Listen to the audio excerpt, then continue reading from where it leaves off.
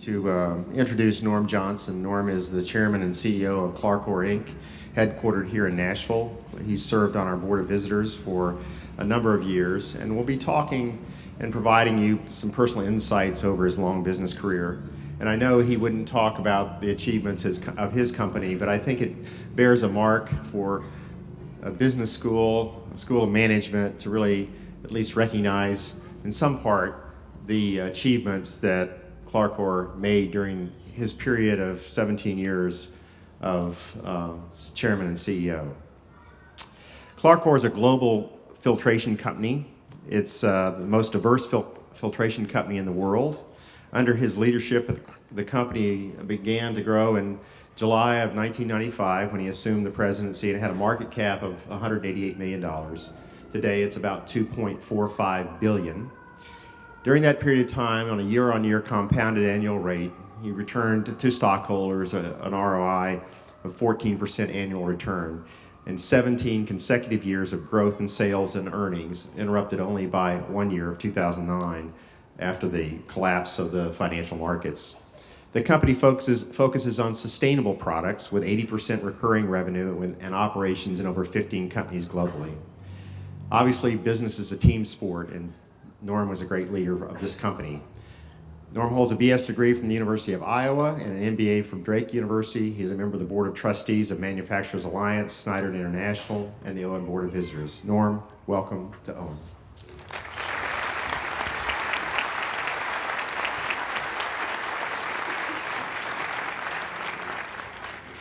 Well, Jim, thank you for those kind words. And sign of getting old is I got to put my glasses on to read this. Well, congratulations and good morning, class of 2012. Okay. I guess it just kind of wants to stay that way, doesn't it?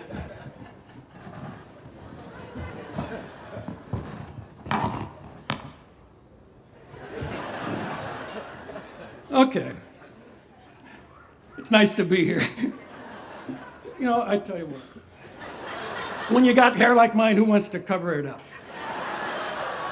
In any event, Dean Bradford, distinguished faculty, alumni, parents, friends, and graduates, it is a real honor for me to be here today. When Dean Bradford asked me to give this address, I asked myself, what could an old Iowa Hawkeye farm boy say that would be of any use to a Vanderbilt graduate? I must admit it didn't boost my confidence when my wife said, "Why did they ask you?" I do have to admit the suspicion entered my mind that Dean wanted to teach you one final lesson. If I could become CEO of a New York Stock Exchange company, all of you can. I ran into Nick Zeppos, the chancellor of Vanderbilt, a couple of days, and I understood he already stole my line at his talk this morning. But I asked him, since he'd listened to so many commencement speeches, for some advice about the best ones, and he told me they were short, and I can assure you I will heed his wisdom. Many of you soon will be starting new careers. I can't add anything to what you've been taught about marketing, operations, finance, and the other courses you have taken. As you advance in your career, your success will come not only from how well you apply those lessons, but your ability to lead and manage people. I believe the two most important things a CEO does is to pick the right markets to serve and the right people to manage the business. In the filter business, we identified markets we thought would grow, developed new products, and made acquisitions to serve them. But today I don't want to talk about that. I want to share a few of the lessons I learned along the way regarding humility, creating hope, expanding your knowledge base, selling, and having someone tell you the truth. We have sponsored the Clarcor Leadership Awards for a number of years at Vanderbilt. I have observed there are common characteristics of the winners of those awards and those who are successful leaders in their careers. People want to follow leaders because they have confidence in them and know the leader will help them become successful. Leaders give people hope. They are self-starters and take the initiative, whether it be the first handshake to a coworker, giving that little extra on assignment, or sharing the credit. Most, if not all of you, had work experience before entering graduate school. I got my MBA at night school while working during the day. One of the reasons I did was I saw some of my colleagues with MBAs getting more opportunities than me. They were on the fast track, and I wanted to be on the same field. You are going to be one of those on the fast track. Some people you work with will be intimidated or even jealous of you, a graduate of a top 20 ranked school. While you have a superior education, most of those coworkers will know more about the job than you because they've been doing it a long time. They know you've been hired for your potential, and you will be moving up the ladder, and they will remain to train the next one. As Yogi Berra probably said, you only get one chance to make a first impression. I encourage you to take the first step to get to know the people you will soon work with. They will welcome your initiative, and you will learn a lot and have someone who wants to help you succeed. Technical skills and intellectual horsepower got you hired and will probably get you a few promotions, but I guarantee you, you will not reach the top without the support of others. Sooner or later, your ability to lead, manage, and motivate people will determine your success. If you don't remember anything else I say today, please accept this advice. Don't play the big shot. Don't be an elitist. Nobody I know ever got fired for being humble or being nice to people. Treat all people at all levels in the organization with respect and do your best to help them be successful. You will see a huge payback. Not every day will go perfectly. There will be ups and downs. Everyone has their peaks and valleys, their good and their bad days. The real leaders bounce back from bad days quickly and have the ability to inspire people and create hope in any environment. I had a very experienced and wise plant manager reporting to me early in my career, who when he walked into the factory every morning, he had a big smile on his face, even bigger when the economy was bad. He told me, if they see me afraid, they will lose confidence about the future. He said he had to give his people hope and assure them everything would be okay. His people would have followed him off a cliff, and they did make him successful. That is leadership. My major in college was marketing and finance. As I started my career, part of my training program, including the opportunity to work on a special project, installing an ERP system. Quite frankly, I didn't even know what an ERP system was. I'm still not a manufacturing expert, but that experience served me well my entire career by enabling me to understand how a factory worked and being able to relate to our manufacturing people.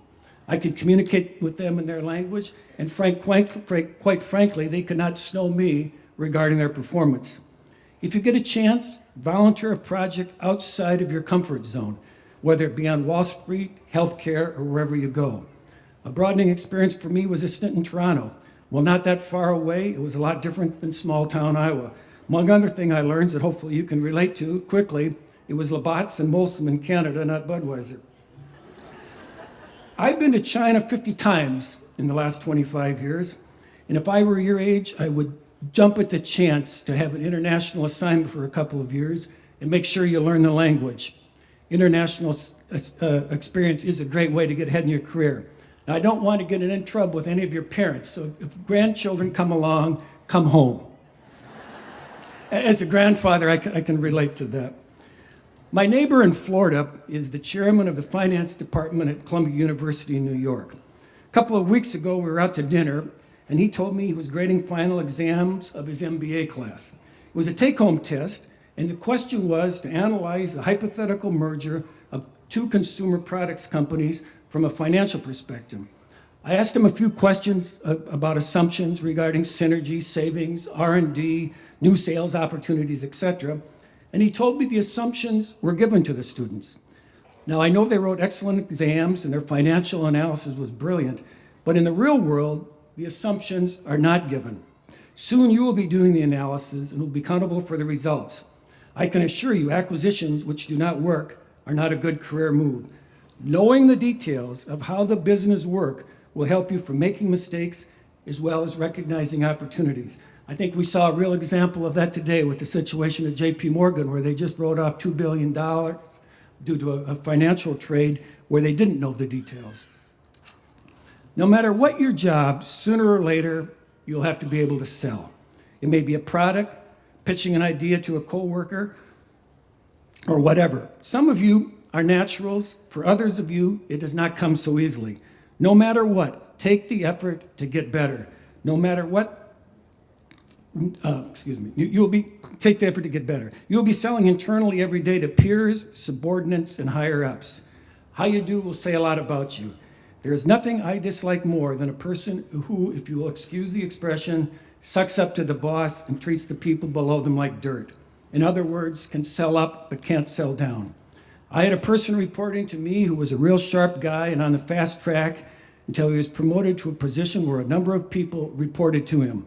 While he could sell upward, he could not relate to the people below him on the organization chart and never received their total commitment. This fault reflected itself in a lot of ways that he thought he was better than other people. It derailed his career and he is no longer with our company. I encourage you to treat everyone in the organization, whether it be the janitor or members of the board, the same. Knowing the name of the person who cleans the office says a lot about you. At the same time, I don't want to say it's not important to sell upward. It's always sad to see someone who does a great job, has great ideas, and just can't communicate. As you move up the ladder, communicating a vision will become increasingly important. You have to sell on the factory floor and in the boardroom. The last piece of advice I want to give you is to always have someone to tell you the truth and have more than one source of information. Someone who will tell you when you were wrong. There generally are at least two sides to every story. It is amazing to me how brilliant I became when I was appointed CEO. There were a lot of people telling me how great my ideas were. As a result, throughout my career, I tried to find someone besides my wife who would tell me when I was wrong. For a lot of years, it was our CFO who could find the downside to anything. When I first joined Clark-Orr 22 years ago as president, my job was to run the filter business, which required a relocation. Now, my wife told me not to say the next part, but she's not here today, and if you'll keep it quiet, I will too. This is just a little side story that, in any event, when we required the relocation, and we had a 10th grade daughter. Now, you can imagine how much a 10th grade daughter likes to move. And actually, I found a stick picture of myself titled Sarah's Dad with 10 daggers in the heart, signed by all of her friends, which was a really positive move, I might say. Now, fortunately, this all worked out okay. She has a wonderful family. She's just about forgiven me. And she actually did say that moving made it easier for her to adjust to college. And anyway, getting back to the story. As I got ready for my first day of my new job, I discovered for the first time in my life, I had packed 2 left shoes. So I had to work in my best suit wearing sneakers. Made quite an impression coming from a hated competitor, being 40 years old at the time, younger than anybody who would report to me. Little did I know, this even gets worse, little did I know that nobody knew I was coming. The vice president of sales and marketing had a party the previous weekend announcing he was the new president. He was 60 years old at the time, embarrassed and afraid I was going to fire him. We had a very frank discussion. I told him to be successful, I needed someone with his marketing expertise, knew the company, and would tell me the truth and keep me from doing something stupid. I made a deal with him that if he would do those things, I would give him an employment agreement for 3 years. He agreed, and I had someone who told me when I was wrong, taught me about marketing, enabled me to do a better job. I guess the story is find someone who you trust who will give you honest feedback. I learned another lesson through that experience. Since my family had not yet moved, I ate every meal in the company cafeteria, getting to know the people at all levels, both from the factory floor and the office. I learned what they did, asked them for suggestions, and shared my ideas. I learned so much that I continued meeting with 10 random employees every month. All levels attended, from vice presidents to production workers. It was a great way for me to get unfiltered information to and from them, as well as for them to get to know each other better. I learned a lot about what was going on, and they understood the reasons for our decisions, and I had multiple sources of information. I still do this and encourage our operating companies to do so as well. Many of you will be in a similar position someday, in that older people, more experienced, and who also want the job, will report to you. Your success will depend upon winning them over. Find a way to get them on your team, learn what their goals are. They may report to you, but that doesn't mean they will work for you without effort on your part. I know it sounds simple, but you can learn a lot by just walking around and talking to as many people as you can. Ask them how it's going and what could we do better. You will be amazed how much they say when you have created an environment that you truly are interested. To this day, one of the things I like best is meeting to talking to people all over the world in our operations. As you move up the ladder, many of you will have P&L responsibility. Success of the organization will depend upon your decisions. Wall Street doesn't like excuses, just results. Hopefully, some of the lessons I shared today will be beneficial. To me, business was always a game, and it was fun. It never hurts to have a sense of humor, but you keep score with the P&L and the stock price. But that's not what drove me. It was developing markets, growing internationally, selling more every year, seeing people grow, and beating the competition. In other words, winning. Early experiences outside my comfort zone helped me build a foundation to understand how the whole business worked and to know enough to get help on my weaknesses. You are fortunate to be graduating from one of the top business schools in the world.